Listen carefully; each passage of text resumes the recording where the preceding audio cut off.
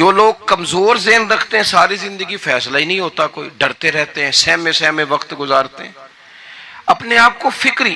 یہ جو ایمان ہوتا ہے یہ بندے کو طاقتور کرتا ہے، بندہ مضبوط ہو جاتا ہے. مجھے بتائیے نا، جب ایمان پکا ہو کہ روزی دینے والا اللہ ہے تو پھر بندہ کسی مالدار آدمی کے پیچھے کبھی بھاگتا ہے، کبھی کسی بڑے آدمی سے ڈرتا ہے؟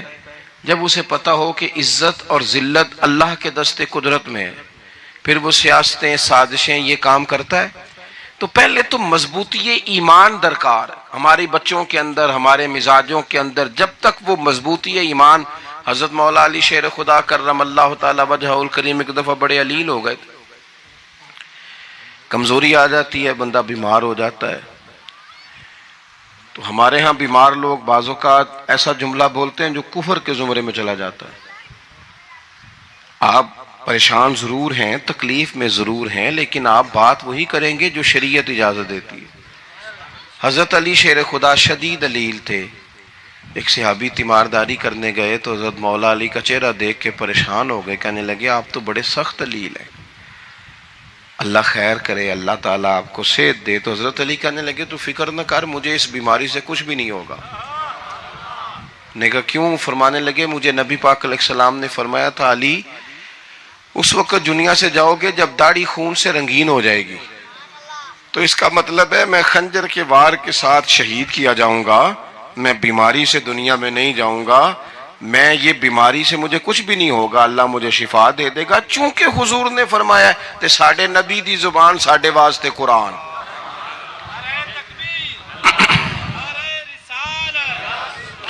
تو سب سے پہلے تو اپنے ایمان کے اندر، توکل کے اندر مضبوطی پیدا کریں.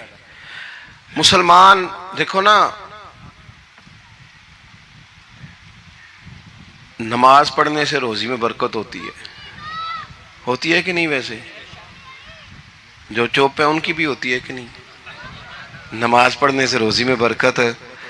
تو پھر اس کا مطلب یہ ہے کہ جب ٹائم آئے نا نماز کا تو گاہک جتنے مرضی کھڑے ہوں پھر دکان بند کرنی چاہیے، پھر نماز پڑھنی چاہیے، کیونکہ روزی تو اللہ نے دینی ہے، گاہکوں نے تو دینی.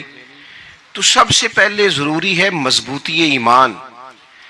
میری طرف دیکھیں جی، آپ ویڈیو ضرور بنائیں پر میری طرف بھی تو دیکھیں نا جی، اللہ آپ کو خوش رکھے. موبائل اللہ تو مہنگے دے وے پر ساری دیڑی یہ کام تری نہ کروں. آپ بنائیں ضرور، میں ویڈیو بنانے سے منع نہیں کرتا، سارے بنائیں بے شک، پر دیکھیں میری طرف، میری بات پر غور کریں. دوستو، مضبوطی ایمان، توکل، اللہ کی ذات پر بھروسہ. آپ کبھی میدان کربلا کا پورا نقشہ اپنے سامنے رکھیں نا، پورا نقشہ.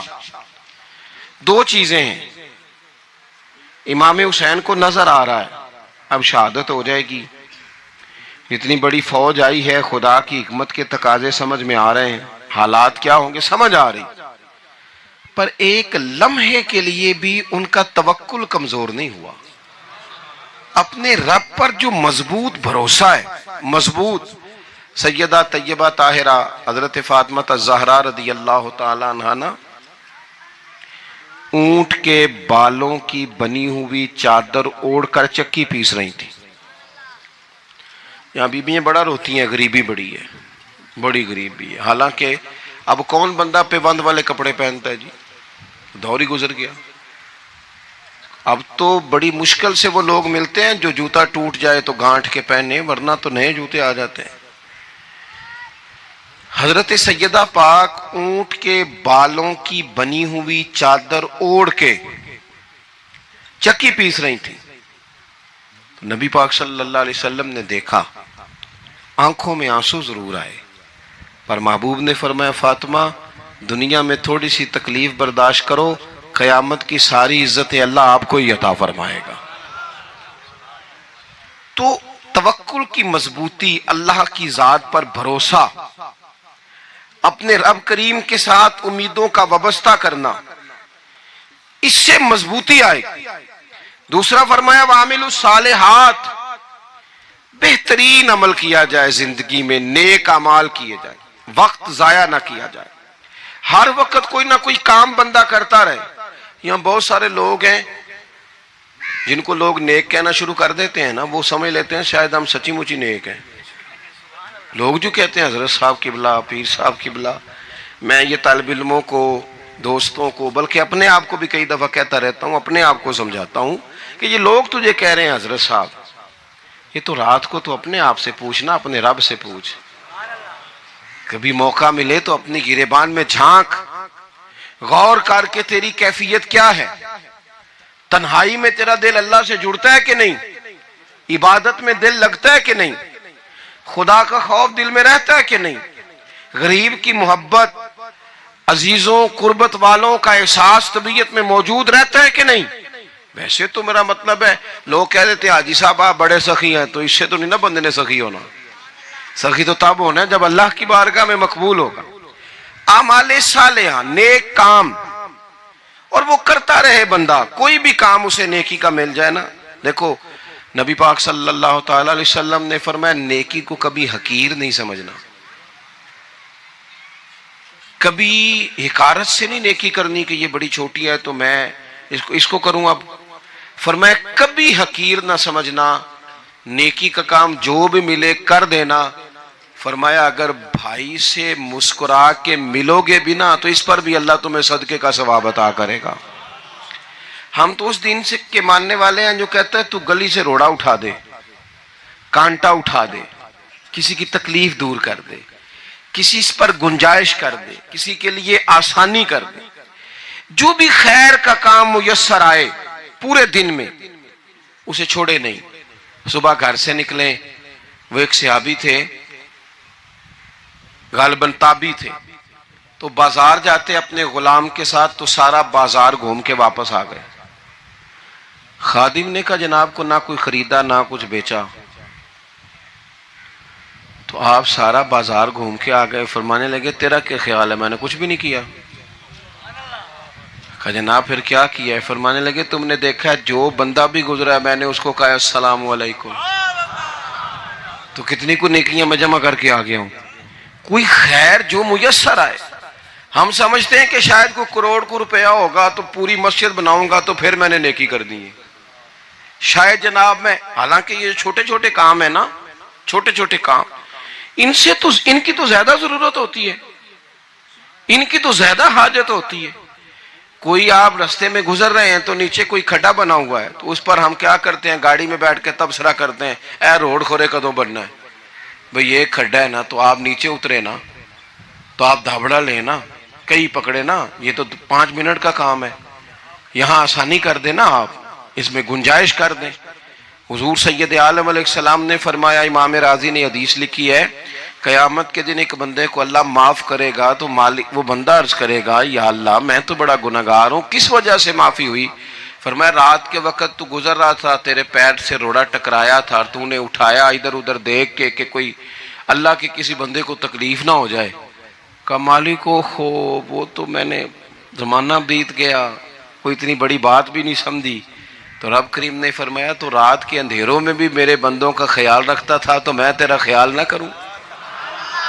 کوئی عمل ہمارے ہاں لوگ کوئی کام نہیں کرتے، بالکل نہیں، کوئی کام نہیں، نہ بڑے نہ چھوٹے نہ سمجھدار نہ ان پڑھ، کچھ بھی نہیں. نشستن گفتن برخاستن، بیٹھو راج کے گپے مارو، تبصرے کرو فلانا کچھ نہیں کر رہا، فلانا کچھ نہیں کر رہا، اس کے بعد اٹھ کے چلے جاؤ.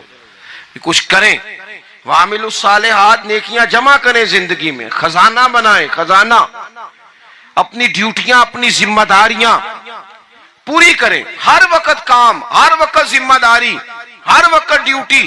دیکھیں نا امام حسن اور حسین، ان کی آپ کبھی زندگی کا مطالعہ کریں. فرض نماز کے علاوہ 100 رکعت نماز نفل روز پڑھنی ہے. پتہ کرنا ہے غریب کہاں کہاں ہیں، ان کا خیال رکھنا ہے، اور نیرے پیسے نہیں دینے. ہمارے لوگ غریبوں کو پیسے ضرور دیتے ہیں، عزت نہیں دیتے. ان کو 4 پیسے کی مدد ضرور کر دیتے ہیں پر عزت نفس کا خیال نہیں رکھتے.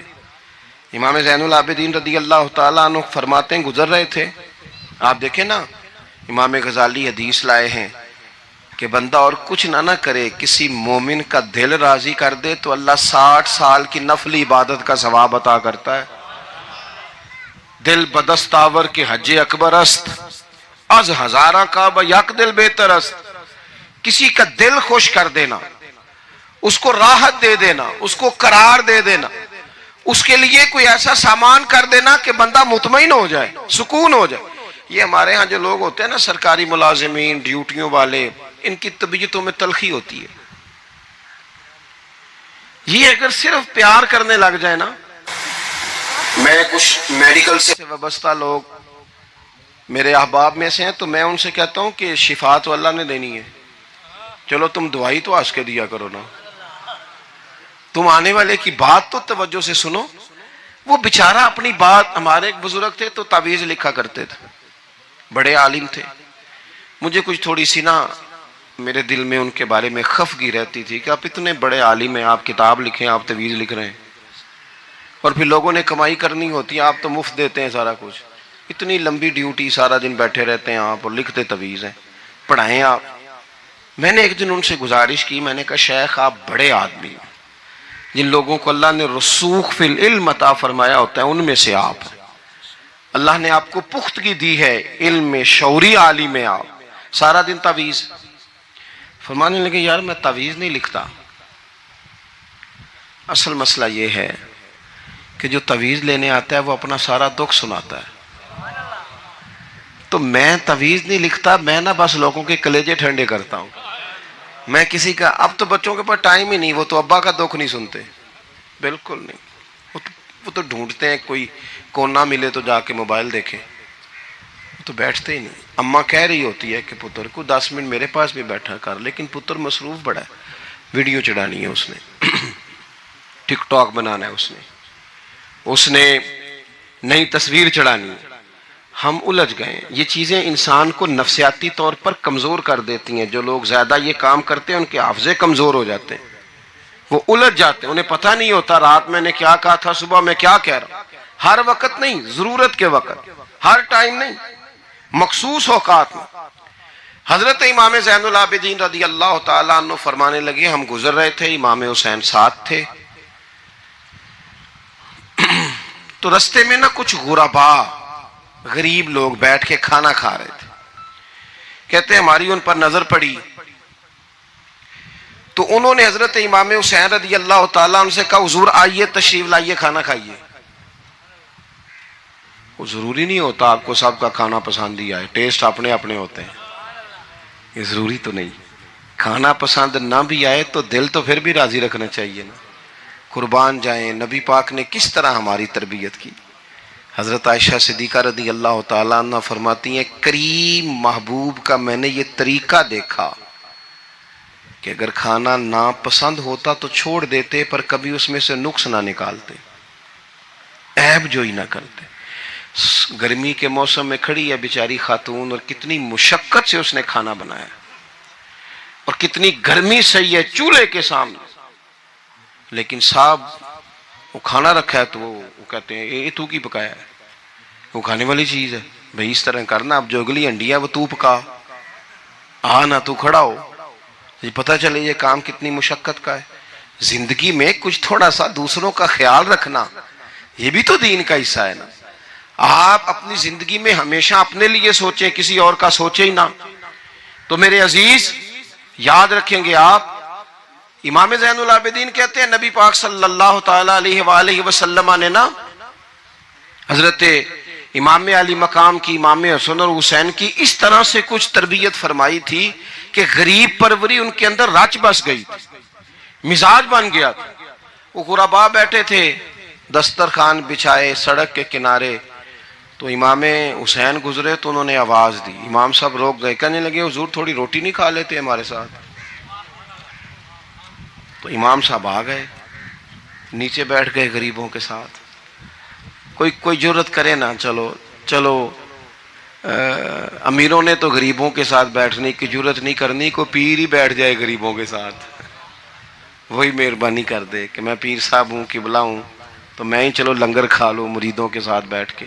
ہماری تو محفلوں میں بھی نا جی، نعت خانوں کا، مولویوں کا، دوسروں کا کھانا اور ہوتا ہے، اور غریب آدمی کو شاپر میں چاول ڈال کے دیتے ہیں اور ساتھ اسے کہتے ہیں یہ لنگر شریف ہے۔ بھئی اگر یہ شریف ہے، تبرک ہے، تو اے پیر صاحب نو نہیں سی لنگدا، اڑتا ہے گلے میں لنگر ان کو۔ یہ لنگر شریف جو ہے یہ نعت خاں کو بھی تو گزرنا، تبرک ہے کہ نہیں؟ ہاں نہ تو کرو نا، تے جیڑی زیادہ تبرک والی شے ہے وہ پیراں نو بھی تے کھانی چاہیے نا، نعت خواں کو اس کے لیے لہدا سے مرغ مسلم اعلیٰ کھانے۔ میں اکثر دوستوں سے کہتا ہوں چلو میلاد شریف پہ ہی صحیح سب کے لیے اچھا کھانا پکاؤ، چلو جس غریبوں کے بچوں کو بیچاروں کو سارا سال وہ بوٹیوں کے لیے لڑتے ہیں، تم میلاد بھی اچھی روٹی پکا دو، تو بچہ جب کھائے گا نا بہت ساریاں بوٹیاں اور چاول، اور اپنے ابا سے پوچھے گا کہ ابا جی آج کی گل ہے، بڑا گوشت پہ لبد ہے، تو ہو سکتا ہے غریب باپ رو ہی پڑے اور اسے کہے پتر تو آج راج راج کے کھاج ساڑھے نبی پاک دا میلاد شریف ہے۔